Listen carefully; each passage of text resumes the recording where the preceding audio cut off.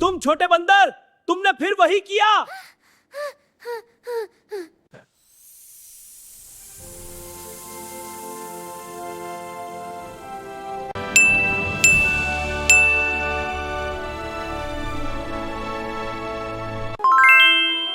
खा ले बेटा।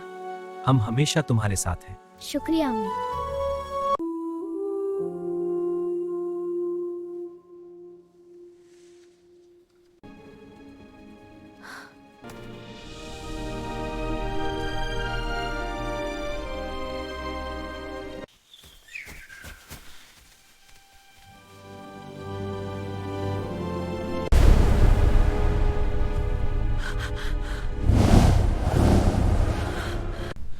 ये जंगल मेरा है और तुम